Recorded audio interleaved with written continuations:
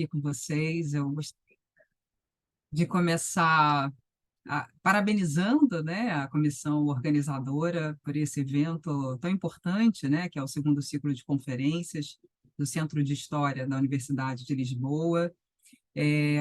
Agradecer imenso a Joana Pinto Salvador Costa, né, por essa apresentação tão gentil, pelo convite, juntamente com o professor doutor Nuno Simões Rodrigues, um convite que me honra, que me alegra muito, e pela oportunidade de estar aqui com vocês, compartilhando, né, um pouco das reflexões que eu faço em torno da figura da Rhea Silva, né, essa figura mítica tão importante, né, para a mitologia clássica, e que me parece que é um pouco negligenciada, né, numa tradução, perdão, numa tradição, né, mítico-literária. Então, eu gostaria de compartilhar com vocês algumas das reflexões que eu faço em torno dessa figura.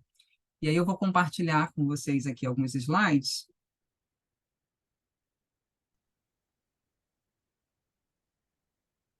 Ótimo. Bom, então, o título dessa fala é Da Mãe Primordial a um Corpo Sacro Erótico, algumas reflexões sobre representação de Rhea Silva na literatura latina, como Joana já apresentou. E aí eu começo, então, fazendo uma introdução. Bom, vou passar a leitura, porque dessa forma a gente controla melhor o tempo e as ideias, né? Rhea Silvia, por vezes Ilha, é mulher, princesa, sacerdotisa, filha e mãe de gêmeos. Rhea Silva é uma das protagonistas da história mítica da fundação de Roma. No entanto, as narrativas sobre a origem de Roma costumam se concentrar nas figuras masculinas do troiano Enéas e dos afamados gêmeos Rômulo e Remo. Primeira personagem feminina de grande protagonismo no período mítico romano, Rhea Silvia reúne em seu corpo a antinomia do corpo sacro-profano, um corpo notável pela castidade e pela maternidade heróica, que suporta as marcas de inúmeras violências. Um corpo oprimido, estuprado, aprisionado e, em certas versões do mito, assassinado. Um destino trágico, velado pela poética do maravilhoso, ecoado no próprio esvaziamento da sua trajetória, posto que, na tradição mitológica, a figura de Rhea Silvia se esvai após o nascimento de seus filhos.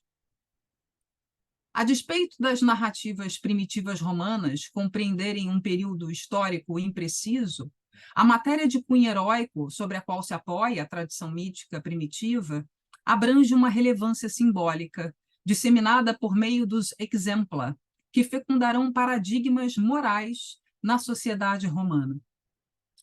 Nessa perspectiva, compreender a representação e o lugar na narrativa mítica da fundação de Roma, da personagem Rhea Silvia, é pensar como o ordenamento social de atributos é tão intimamente associado às relações de gênero. É analisar a complexidade simbólica do corpo e como a corporeidade humana produz e reproduz lógicas sociais e culturais. É refletir sobre a construção do discurso predominante permeado no imaginário do povo romano. Tomando como base passagens da Eneida de Virgílio, das Odes de Horácio e dos Fastos de Ovídio, fontes escritas por autores masculinos e que compreendem a fase inicial do Império de Otávio Augusto, e apoiada em estudos de autoria feminina, proponho refletir sobre a configuração da personagem Rhea Silvia, observando seu papel como sujeito moral, o uso político do seu corpo e sobre a concepção e apropriação do corpo feminino da Rhea Silvia pelo discurso ideológico masculino romano na preservação da harmonia social e política.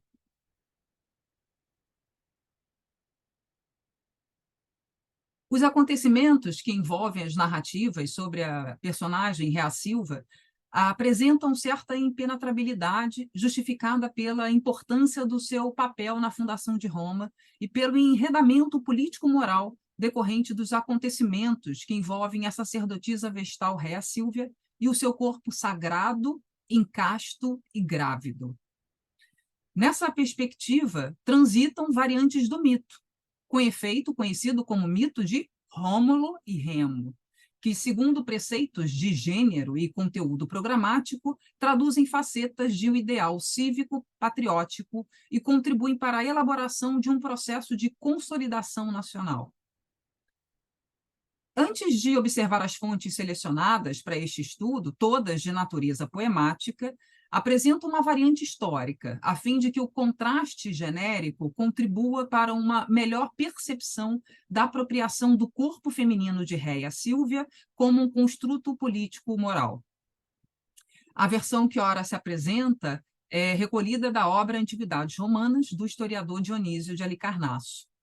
A escolha desse autor, não como fonte de análise, mas como diretriz para a narrativa mítica, se justifica pelo fato de o historiador ter se dedicado mais detalhadamente às passagens nas quais Ilha, né, Réa Sílvia, é mencionada.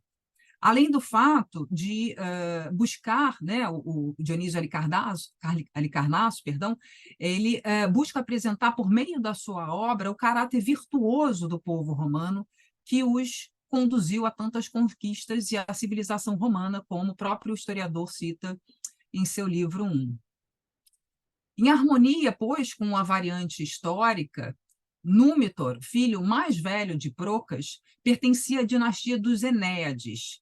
Era rei de Alba Longa e pai de Aigestos e Réa Sílvia. Amulho, irmão mais novo de Númitor, ascende ao trono dos albaneses, depois de destronar o irmão Númitor. Por receio de vingança e pela aspiração de nunca ser retirado do poder, Amulho assassina Aigestos e envia Réa Sílvia a exercer o sacerdócio no templo da deusa Vesta, a deusa da lareira acesa. As sacerdotisas vestais eram responsáveis, né, pela preservação do fogo sagrado no templo de Vesta, Aedes Vestae. Ainda de acordo com a narrativa histórica, Númitor supõe que a principal motivação de Amulho em lançar Ilha ao sacerdócio estivesse relacionada ao voto de castidade assumido pelas sacerdotisas vestais. Dessa forma, Amulho teria assegurada a ausência de herdeiros e poderia dar continuidade ao seu projeto de poder. Em sequência, a narrativa diz que 4 anos depois de assumido o sacerdócio, Réa Sílvia foi estuprada por um homem que havia se apaixonado por ela. O crime teria acontecido enquanto a sacerdotisa caminhava pelo bosque dedicado ao deus Marte, em busca de água para seus ritos. Segundo outra variante, o estupro teria sido cometido pelo próprio tio, que utilizara artifícios para esconder a sua identidade. Para ocultar o corpo grávido, Réa Sílvia, por orientação de sua mãe, simula estar doente e deixa de frequentar o templo, sendo os seus compromissos ritualísticos assumidos pelas demais sacerdotisas. Suspeitoso do afastamento da sobrinha, Amulho inicia uma investigação, enviando o seu médico de confiança e deixando a sua esposa de guarda. Diante da iminência do parto, a gravidez foi revelada e então Amulho coloca guardas armados a fim de controlar as ações da sobrinha. Convocando Númitor para um conselho, Amulho anuncia o crime, acusa publicamente o irmão de ser cúmplice em conjunto com sua esposa e ordena que o culpado pela violação seja denunciado. Réa Sílvia revelara a seu pai que o crime fora cometido por um deus, dando como garantia o prenúncio do nascimento dos gêmeos, discurso que seria confirmado com um parto que já se aproximava. Não tendo acolhido os argumentos apresentados pelo irmão, Amulho condena Réa Sílvia e determina que a sobrinha seja penalizada. Ao mesmo tempo que Amulho anunciava sua sentença, nasciam os filhos gêmeos. Númitor apela argumentando que sua filha não foi responsável pela sua condição e que o ocorrido tinha sido obra divina, versão que poderia ser sustentada com o nascimento dos gêmeos. Entretanto, Amulho não apenas rejeita a apelação, como também acusa Réa Sílvia de ter planejado enganá-lo, incluindo no momento do parto uma outra criança, trazida com a ajuda de outras mulheres. Os conselheiros apoiam Amulho em sua acusação e condenam a sacerdotisa Vestal por ter quebrado o seu voto de castidade, sob pena de morte, sendo enterrada viva e sua prole lançada ao rio. Ainda de acordo com a narrativa de Halicarnasso, os próximos acontecimentos apresentam certa controvérsia entre os escritores, que alternam entre a versão que revela o assassinato imediato de Réa Sílvia e a variante que coloca a sacerdotisa trancada em uma prisão escondida sob vigilância, situação que, na opinião do historiador, pode ter inspirado a primeira alternativa. O argumento da segunda versão apresenta um Amulho comisserado pelo pedido de sua filha em preservar a vida da prima, Réa Sílvia, que, após a morte do terrível tio, é libertada. Réa Sílvia talvez seja a forma como mais comumente essa personagem seja reconhecida. No entanto, dois dos poetas aqui analisados, Virgílio e Horácio, fazem também uso do termo grego ilia, forma substantiva, possivelmente tomada da forma feminina do gentílico grego ilios, ilia, ilion, que designava o habitante de Ílio, Troia. Logo, o nome próprio Ilha tem o sentido de a troiana. Os termos Ilha e Réa Sílvia estão relacionados a diferentes versões da narrativa, que se distinguem mais especialmente em relação à filiação, já que Ilha seria uma das filhas dos troianos Enéas e Lavínia, e Réa Sílvia, filha de Númenor, rei de Alba Longa. Embora haja distinção na filiação, Ilha e Réa Sílvia compartilham o mesmo destino trágico, descuidado pela tradição mítica romana, como será observado nas fontes aqui apresentadas. No período augustano, momento de reformas morais e de reafirmação nacional, três poetas recuperam o mito da fundação de Roma e fazem alusão aos personagens Réa Sílvia em seus poemas, quais sejam Virgílio, Horácio e Ovídio. Embora embora a métrica e outros elementos os particularizem, um aspecto os aproximam, qual seja a atmosfera ideológica de formação de uma identidade romana.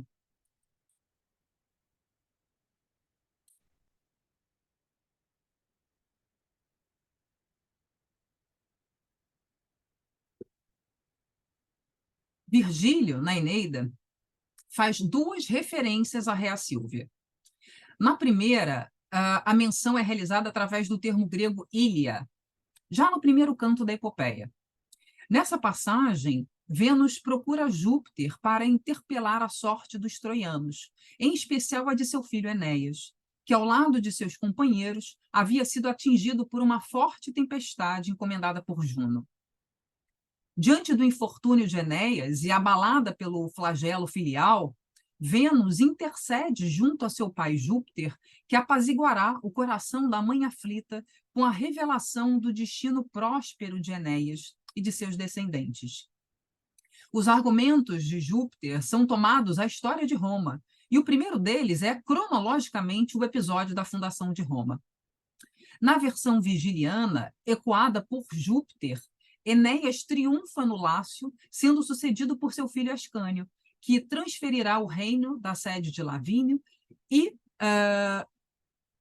fortificará Alba Longa, onde reinará por 30 anos, e seus descendentes troianos seguirão o reinado por 300 anos. Nesse momento, Virgílio avança a narrativa e introduz Ilha, como se observa no trecho que segue na belíssima tradução de Carlos Alberto Nunes. Nestes domínios, a gente de Heitor manterá o comando 300 anos, até que a princesa Ilha, sacerdotisa de Marte grávida, à luz há de dar os dois gêmeos preditos. A transição da narrativa é intermediada pela conjunção temporal latina Donec, que conduz o leitor pela dinastia dos Enéades, suprimindo o contexto político de Alba Longa, no qual se insere Ilha. Contudo, antes mesmo que seja conhecido o nome Ilia, Virgílio nos apresenta seus atributos. Regina Sacerdos. A primeira característica atribuída à ilha revela sua origem real, Regina, termo que em sua primeira acepção significa rainha, mas que nesse acerto é utilizada por Virgílio no sentido de princesa. A despeito de Virgílio omitir nominalmente a filiação de Ilha, o termo Regina demonstra que Ilha é filha da família reinante de Alba Longa, localização indicada pelo poeta no verso 271, a palavra Alba, e reforçada pelo advérbio ric, aqui, que introduz o verso seguinte. A narrativa mítica diz que Ilha, como já se verificou, é antropônimo variante para Rea Silvia. Entretanto, sendo Ilha filha de Enéas e Lavínia, não seria possível que Ilha estivesse viva mais de 300 anos depois, momento em que se desenvolverá o episódio narrado por Virgílio, descrito nos versos 272 a 274 da Eneida. Contradições como essa podem ser encontradas em outros episódios da Eneida, como salienta Oliva Neto, nos comentários introdutórios da edição da Eneida, traduzida por Carlos Alberto Nunes. Entretanto, longe de ser uma incoerência trivial e desarticulada, o fazer poético virgiliano, ainda na opinião de Oliva Neto, consistia em apresentar inúmeras versões do mesmo mito, como uma demonstração de erudição, evidenciando aquela para o qual o poeta mais se inclinava. Nessa perspectiva, é possível perceber que Virgílio conhecia a variante Ilha, mas apropriou-se do contexto narrativo da versão de Rea Silvia. O segundo atributo apresentado por Virgílio é sacerdos, sacerdotisa. Ilha era sacerdotisa vestal. As vestais eram um grupo de 6 mulheres virgens entre 6 anos e a meia-idade, que deveriam realizar um voto de castidade, que inicialmente era de 5 anos e que, a partir de Numa, passou a 30 anos. A virgindade das vestais era justificada em razão do caráter puro e imaculado da castidade, características que, conforme esclarece Stemple, são igualmente identificadas no fogo sagrado que deveriam preservar. O outro estatuto social e religioso das sacerdotisas vestais era bastante relevante, como pode ser percebido na expressão utilizada por Tito Livio, em seu livro 1, o Venerabilis et Sanctae, veneráveis e santas. E a preservação dessa condição, mediada pela castidade, simbolizava a própria integridade romana, como destaca Stemple. Nesse sentido, ao utilizar o termo sacerdos, Virgílio anuncia não apenas um relevante ofício religioso desempenhado por Ilha, bem como evidencia uma característica fulcral para o discurso ideológico romano, a pudicitia, um valor moral característico da sociedade romana, que modera a relação entre mente e corpo, possibilitando pensar sobre sexo e ética. A despeito de não haver uma definição uníssona do conceito, pode-se compreender, em conformidade com Langlan, que pudicitia é, abre aspas, uma virtude moral que se refere à regulamentação do comportamento, seja de si mesmo ou de outras pessoas, especificamente associado aos sexos, fecha aspas. Considerando, pois, o voto de castidade assumido pelas sacerdotisas de Vesta, a virgindade se configura como um compromisso sagrado, atribuindo ao termo sacerdos, a que Rea Silvia é qualificada, o estatuto de autoridade moral. Esse fundamento, consolidado no corpo sacro e inviolável, reflete um engajamento religioso, ético e de cidadania, posto que cabe à sacerdotisa vestal a preservação do fogo sagrado da cidade. Ademais, a posição socio-religiosa concedida às sacerdotisas vestais admite uma reestruturação do ordenamento social romano, tornando a sacerdotisa, de modo geral, e a Rea Silvia, em particular, um sujeito moral. Entretanto, a narrativa virgiliana oculta a primeira grande violência sofrida por Ilha, pois o sacerdócio, como já foi apresentado, não foi uma aspiração de Réa Sílvia. A princesa de Alba Longa foi compelida pelo seu tio Amulho a servir a deusa Vesta, sob o subterfúgio de conceder à sobrinha uma condição honrosa.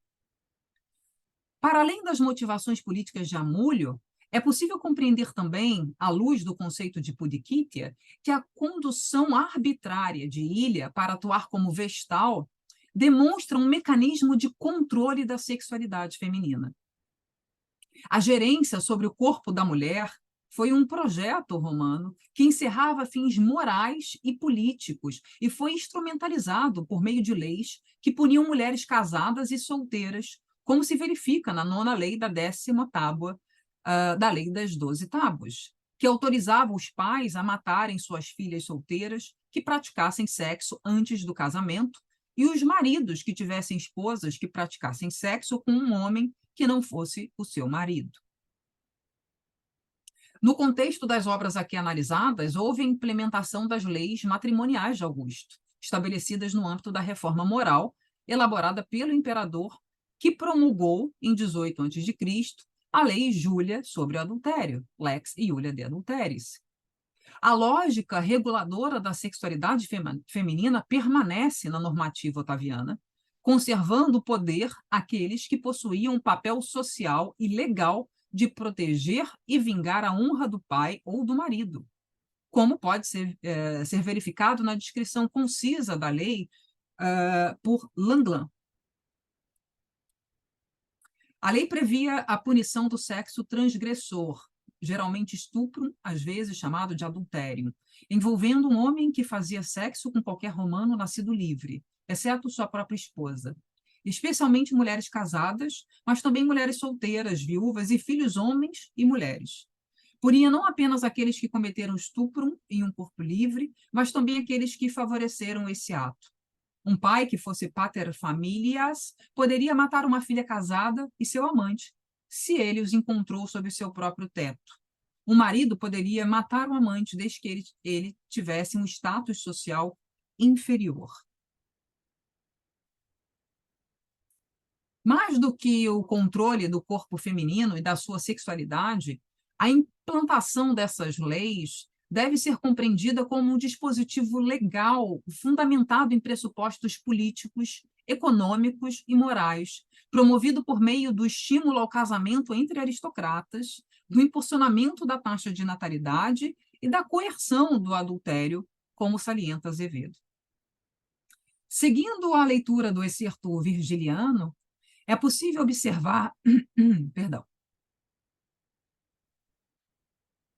Seguindo a leitura do excerto virgiliano, é possível observar que o nome de ilha é apresentado apenas no verso 273, inaugurado pelo termo Marte, seguido do adjetivo grauis, empregado aqui com o sentido de grávida.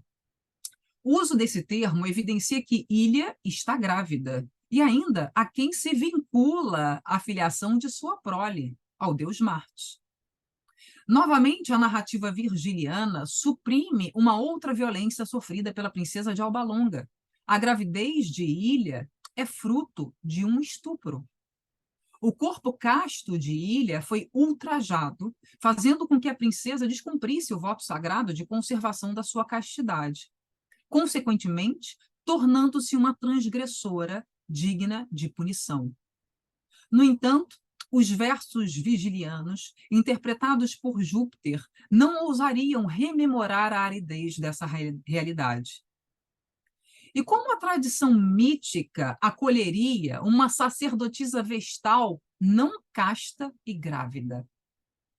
De fato, não seria possível ver ecoado na voz do Deus dos deuses a realização de um crime que ele próprio, por tantas vezes, cometera.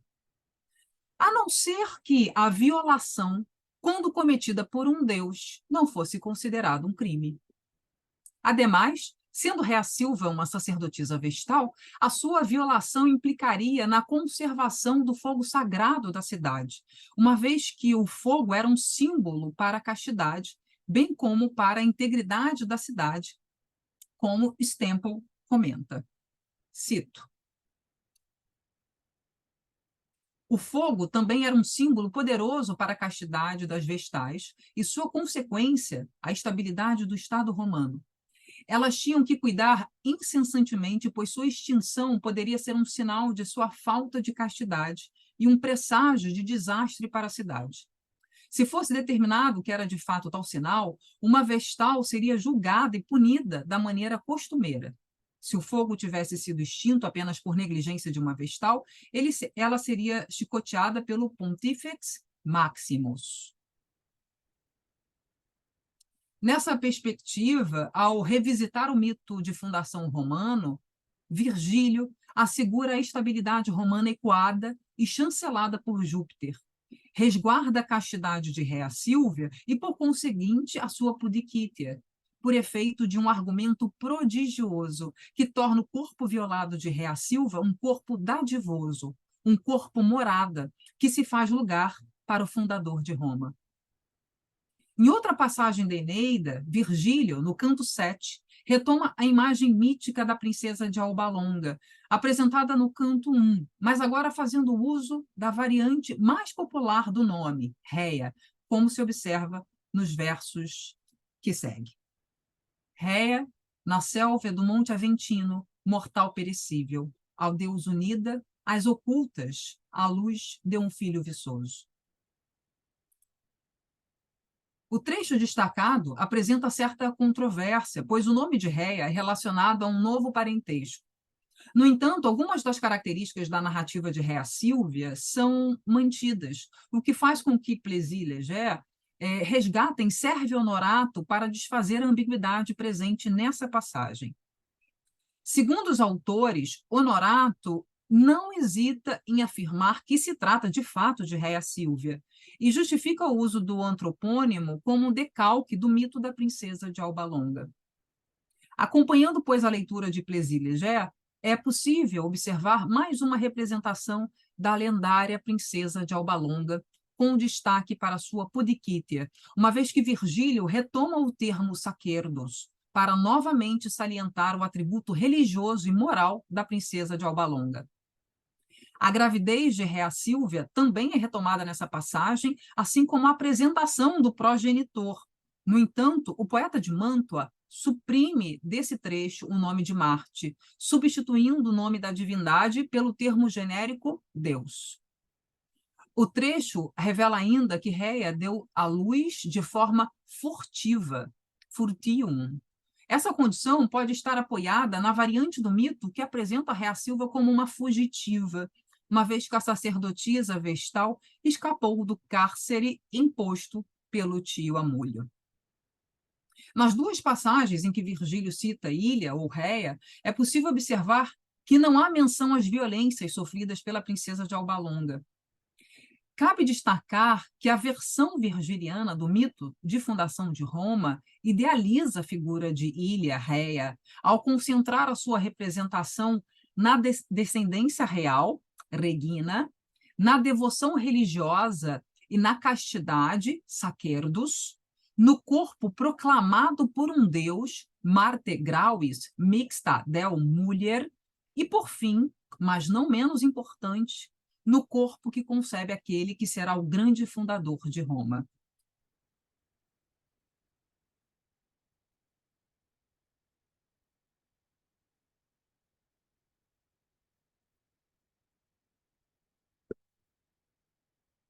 A referência à princesa de Alba Longa é feita também por Horácio, em seu primeiro livro das Odes. No segundo, Carme, que ao lado de outros poemas compõe um ciclo que resgata o passado de Roma. Nesses versos, Horácio, que recupera um antropônimo grego, apresenta novos contornos para o mito de Ilha, delimitando a narrativa mítica em seu epílogo, como se verifica no trecho que segue, traduzido primorosamente por Guilherme Gontijo Flores. Vimos louro Tibre com retorcidas ondas, violentando no mar etrusco, quando derrubou monumentos régios, templos de Vesta. Pelo pranto de Ilha se proclamava como Tor e assim invadiu a margem. Pela esquerda, sem permissão de Jove, o Uxório Rio. Os versos horacianos apresentam um recorte diferente daquele apresentado por Virgílio. Enquanto o poeta de Mântua ressalta em seus versos o episódio do nascimento dos gêmeos Rômulo e Remo, Horácio, nesse trecho, demonstra a dor e o lamento de Ília. Além de Horácio nos apresentar uma ilha dolorosa, a passagem revela ainda um desfecho apoteótico de Rea Sílvia, posto que, na variante mais trágica do mito, Ília é lançada pelo tio Amúlio ao rio Tibre, que a recebeu como esposa e se elevou aos céus ao lado de sua noiva. Entretanto, o sofrimento apresentado em versos horacianos não revela a violência sofrida pela própria Ília, como um conhecedor do mito pode ser levado a supor. Por intermédio do mito da fundação de Roma, Horácio se apropria do corpo simbólico de Ília e remodela a dor da mãe primordial, associando o lamento da princesa de Alba Longa à morte de César, que, como um descendente de Enéas, se filia também à própria sacerdotisa. O símile horaciano é apoiado numa série de fenômenos naturais que se sucederam em Roma por ocasião da morte de César, como observa Falcão. E demonstra, de um lado, a potência de um mito de fundação na formação de uma identidade nacional, e, de outro, o uso político do sofrimento de Ília, um corpo que é tomado para reivindicar o lugar de César.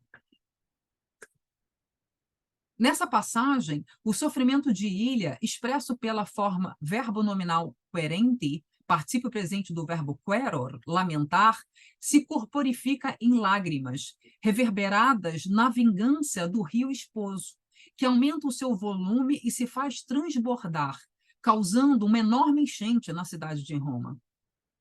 A imagem poética do rio transbordante amplifica a lamentação de uma ilha queixosa.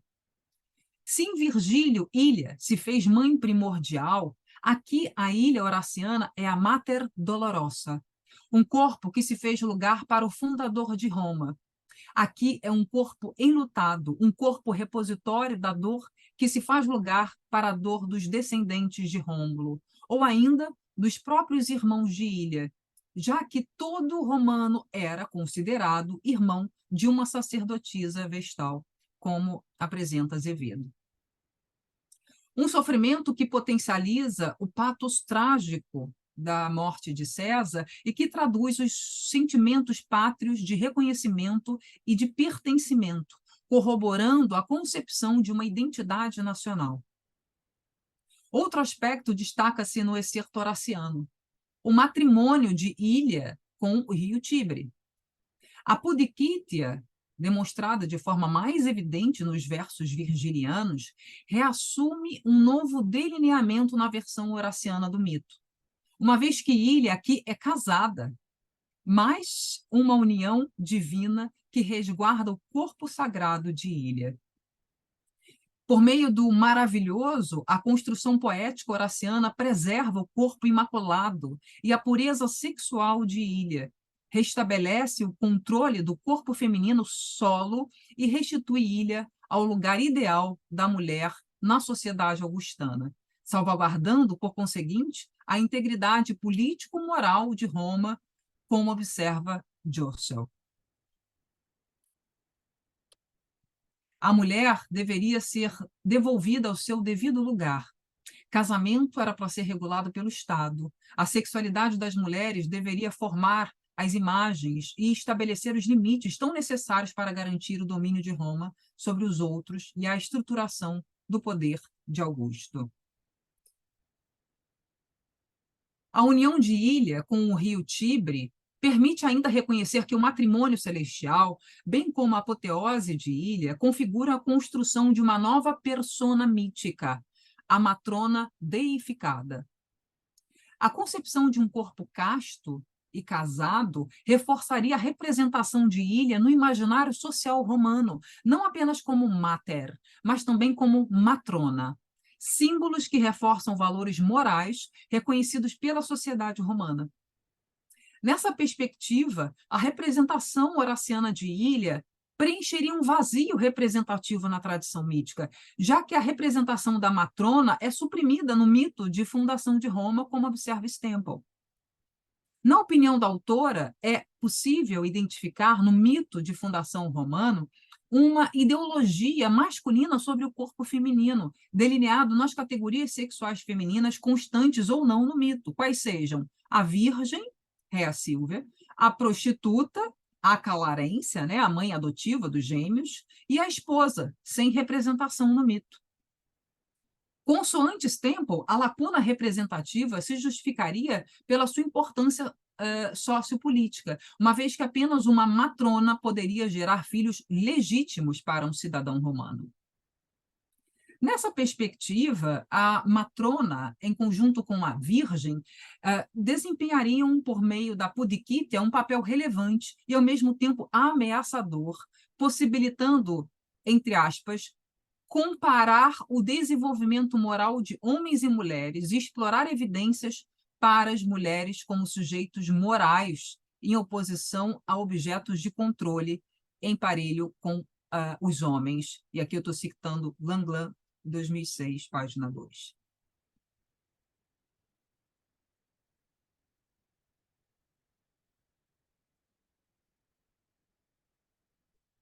E um outro autor que nos serve de fonte para essa análise é Ovídio,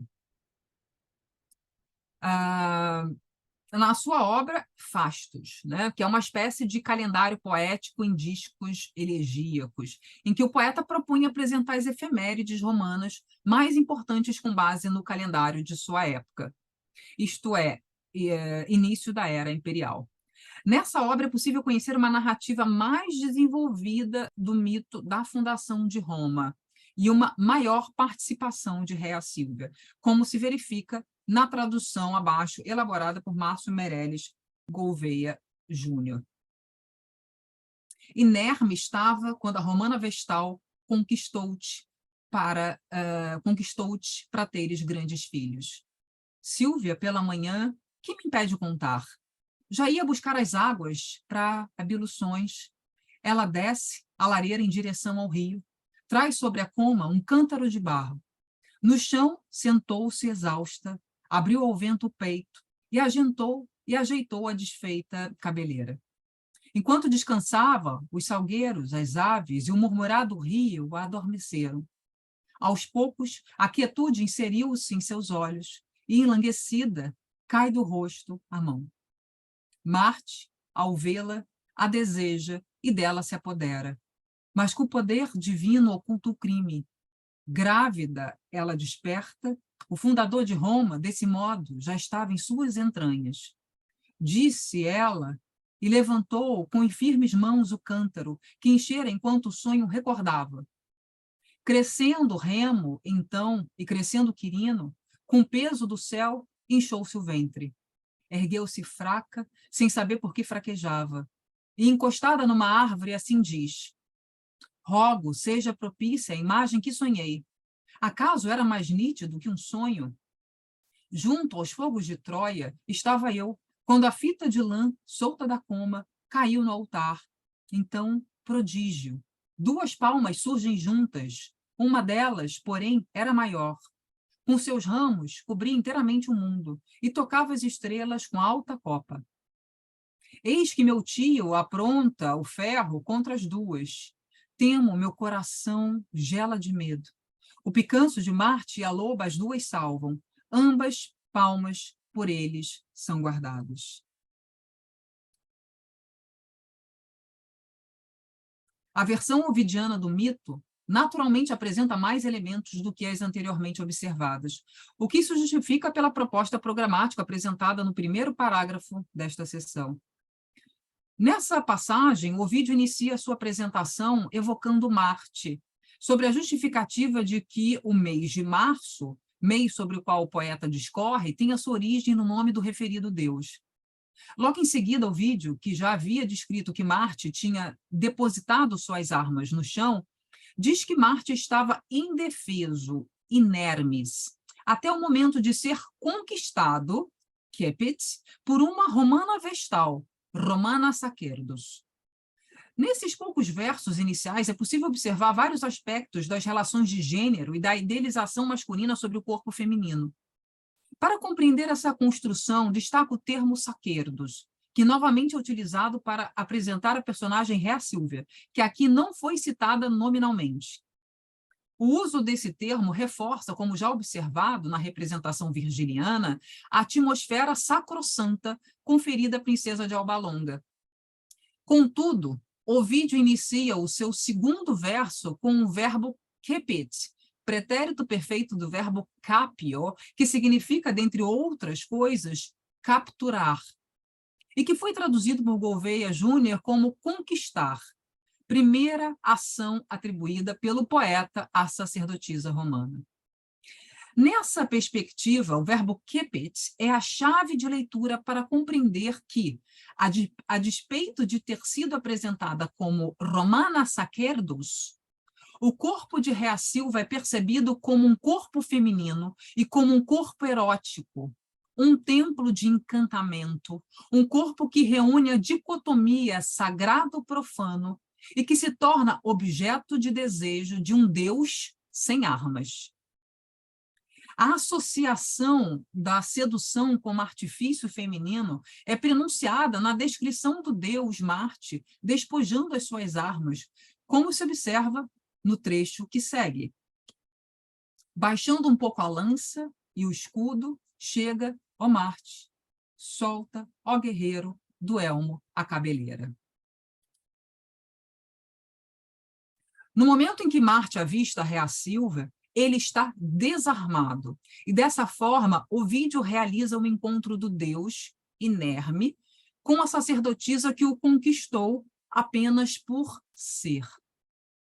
O corpo de Rhea é, pois, o corpo feminino munido de erotismo que, mesmo sem pretender, provoca. Nessa perspectiva, a retórica do amor à primeira vista eclipsa, num primeiro ato, a lógica do corpo feminino erotizado e, ato contínuo, a violência sexual vindoura. A propósito da sacralidade e, por extensão, da castidade, como elemento de pulsão masculina, Bataille, em seu estudo sobre erotismo, comenta que existe um impulso que conduz o ser a enodoar o belo, como se observa nessa passagem. Nós a desejamos para maculá-la, para sentir o prazer de que estamos profanando. Na opinião do autor, a beleza é em si pulsão de violação, uma transgressão própria do humano, como se observa no trecho que segue. Ao falar de beleza, falei da profanação. Eu poderia ter falado igualmente de transgressão, uma vez que a animalidade, em relação a nós, tem o sentido de transgressão, visto que o animal ignora o interdito. Mas o sentimento de profanar é mais imediatamente inteligível para nós. A despeito da reflexão do filósofo francês não fazer distinção de gênero, podemos verificar, a partir da narrativa ovidiana, que a pulsão de profanação é própria da figura masculina, representada nessa passagem pelo deus Marte. E o ser profanado, nesse contexto, é um corpo feminino, simbolizado pela sacerdotisa romana Rhea Silvia. A retórica do corpo feminino como manancial erótico possibilita compreender que a reificação do corpo feminino é orientada por atributos elaborados pelo discurso socio-ideológico masculino, que identifica na juventude, na beleza, na castidade e na sacralidade o ideal de corpo feminino desejável. Tomando a sexualidade como um mecanismo patriarcal, cito, a reificação sexual é o processo primário da sujeição das mulheres. Ele alia o ato à palavra, a construção à expressão, a percepção à coerção e o mito à realidade. Eu estou citando aqui Catherine McKinnon, no livro Feminismo, Marxismo, Método e o Estado. A narrativa ovidiana segue com a descrição de Rhea Silvia, que descansa no bosque e acaba por adormecer. Durante o sono, a sacerdotisa vestal é estuprada pelo deus Marte, que, com poderes divinos, oculta o seu crime, como se vê no trecho seguinte. Marte, ao vê-la, a deseja e dela se apodera, mas com o poder divino oculta o crime. As sequências das ações de Marte são resumidas nas ações em ver, widet, desejar, cupit, possuir, potitur e ocultar, fefelit. A matriz patriarcal para o men, fax e omen. Subject, verb, object. O homem come a mulher. Sujeito, verbo, objeto, do que fala John Scott, né, 1986, ao recuperar a analogia elaborada por Catherine McKinnon. Uma sucessão de práticas furtivamente difundidas através de um discurso idealizadamente amoroso e que enaltece o sujeito masculino desejante. Um dispositivo narrativo que vem sendo conservado pela tradição literária sem que haja uma reflexão sobre as relações de gênero que pautam essa dinâmica. Mecanismos que atenuam a violência contra o corpo feminino e que podem ser reproduzidos em diversas camadas do discurso, seja por produções autorais de homens escritores, seja em traduções de homens tradutores, como se observa na tradução em língua portuguesa dos mesmos versos destacados, realizada por Seabra e Castilho em 1949 para Clássicos Jackson.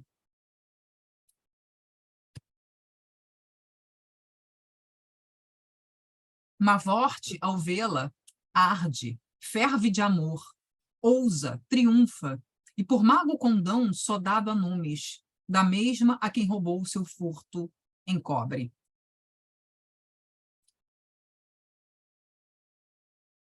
Outro aspecto importante a ser destacado sobre a violência sofrida por Rhea Silvia diz respeito à perda de sua castidade. A virgindade, como já observado, não era apenas uma condição para adesão ao sacerdócio vestal, mas um valor em si, uma personificação da virgindade, simbolizando a própria integridade da sociedade romana. Além disso, a ruptura do pacto de castidade de uma vestal era um indicativo perigoso de sua potência sexual. A perda da virgindade por parte de uma vestal seria ainda uma transgressão ideológica no sentido do que representava o sacerdócio, fazendo com que o grande desvio não fosse a perda da virgindade em si, mas a impossibilidade de permanecer uma vestal. Ademais, a violência sexual contra a mulher, mais especificadamente o estupro, simbolizaria, segundo Joschel, uma ameaça aos homens e, por conseguinte, ao equilíbrio político, como se observa na analogia apresentada pela autora, que traduz o corpo feminino como um limiar. Se as mulheres são limites, o estupro que ataca um orifício, uma área marginal do corpo, cria uma vulnerabilidade especial para o centro, isto é, os homens. A análise de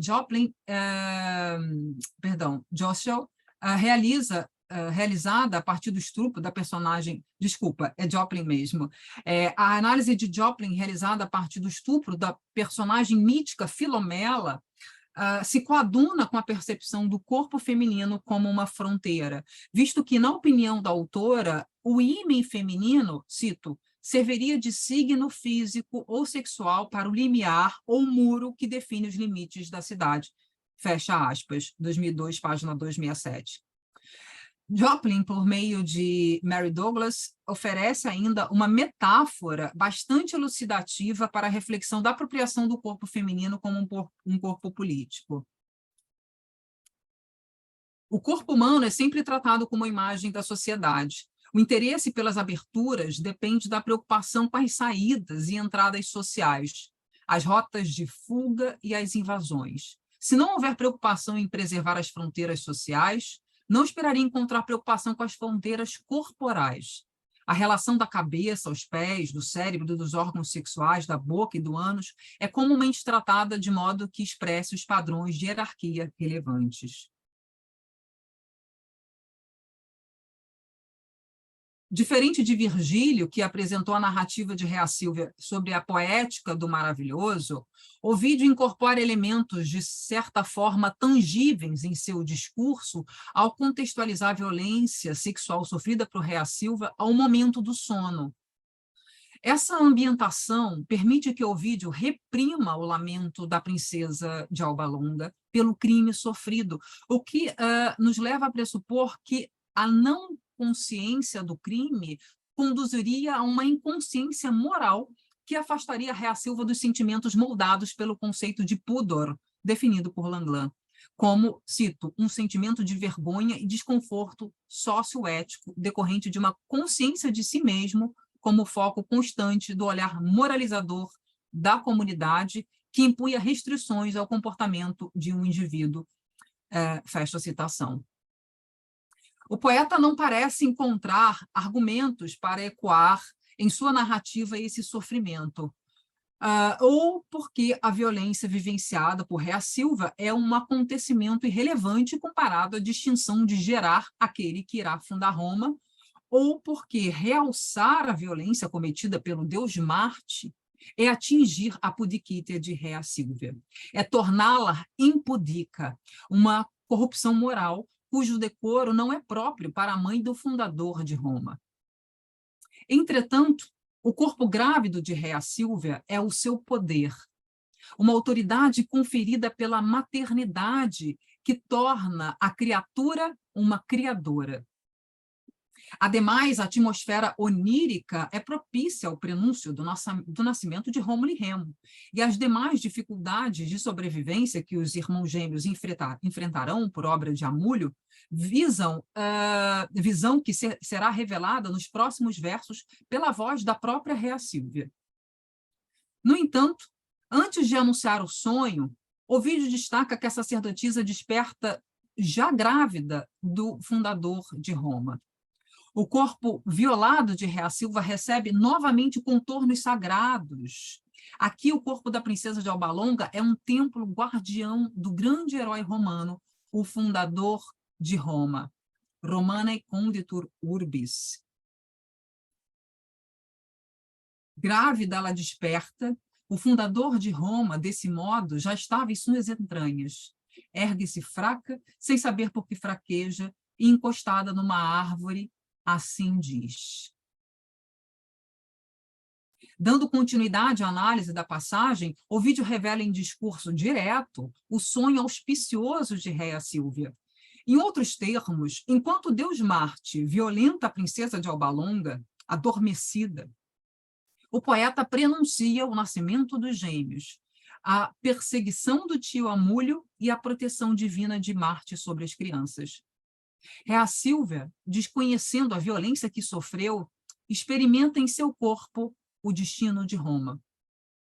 E a narrativa ovidiana segue com o nascimento dos gêmeos, e os próximos versos apresentam elementos relevantes para observar a moralidade que incide sobre Rhea Silvia.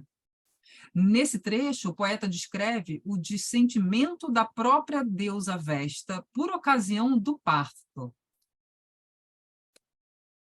Quando, para completar o ano em curso, restavam menos do que 2 signos para o sol, Silvia foi mãe.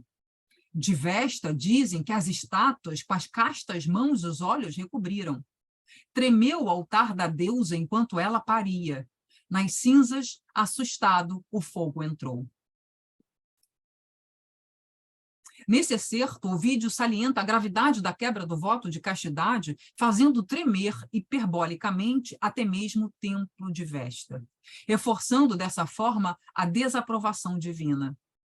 A imagem poética elaborada por Ovídio possibilita compreender que deusa e templo assumem a crença da opinião pública. É o olhar moralizador da comunidade de que fala Langland, de uma sociedade que condena a falta de castidade das vestais, que refuta a sexualidade feminina, que desaprova um corpo grávido fora do casamento. Nesse sentido, cabe ressaltar a autoridade religiosa conferida às vestais, como se observa nos comentários de Stempel. A falta de castidade de uma vestal era um sinal do perigoso ressurgimento de seu potencial sexual. Foi também um sinal de que as restrições impostas a esse potencial, ou seja, a virgindade ideológica, falhou. A perda de sua virgindade física removeu o fundamento sobre o qual o ideal de uma virgindade vestal foi construído. Vale a pena repetir, de novo, que a gravidade peculiar do crime de uma vestal não era apenas que ela havia deixado de ser virgem, mas que, portanto, ela havia deixado de ser uma vestal. Após a descrição do nascimento dos gêmeos e da reação da deusa Vesta, Ovídio concentra o núcleo da sua narrativa nos gêmeos e não retoma a trajetória de Rhea Sílvia. No entanto, variantes do mito esclarecem que, depois de tentar matar os sobrinhos netos, jogando-os ao Tibre, Amulho lança igualmente Rhea Sílvia ao mesmo rio. Em outras versões, Rhea é aprisionada pelo tio, sendo libertada na ocasião em que Rômulo e Remo reivindicam o trono de Alba Longa. A despeito de Ovídio não apresentar nenhuma versão para o desfecho narrativo de Rhea Sílvia, ambas as versões confluem na punição sofrida pela princesa. Me encaminho, então, para a conclusão dessas reflexões. Afinal, de que crença somos herdeiras? A tentativa de privilegiar neste estudo a voz de autoria feminina defrontou-se com a hegemonia masculina na produção literária latina, uma conjuntura que oferece uma representação feminina resultante do discurso poético de autores homens. Nesse sentido, a poesia latina augustana, pelos versos de Virgílio, Horácio e Ovídio, é instrumento de conservação do ideal de moralidade atribuído a Rhea Sílvia. O emprego da poética do maravilhoso por esses poetas foi compreendido como um mecanismo de preservação ética que revigora uma nova ordem imperial e revela a importância do discurso poético na formação de uma identidade nacional. Foi possível observar também que a representação de Rhea Sílvia congrega 3 personae míticas, quais sejam a Virgem, a Mãe e a Matrona. Um ordenamento social intimamente associado à sexualidade feminina, que demonstra, de um lado, um controle masculino sobre a sexualidade feminina, e, de outro, a percepção dessas categorias como sujeitos moralizantes. As narrativas observadas neste estudo demonstram ainda que o corpo de Rhea Sílvia pertence ao outro. É um não pertencimento do próprio corpo, um não-corpo que aproxima do divino, quer pelo sacerdócio, quer pelo epílogo apoteótico, uma lógica patriarcal que redeposita em mãos masculinas o controle do corpo feminino.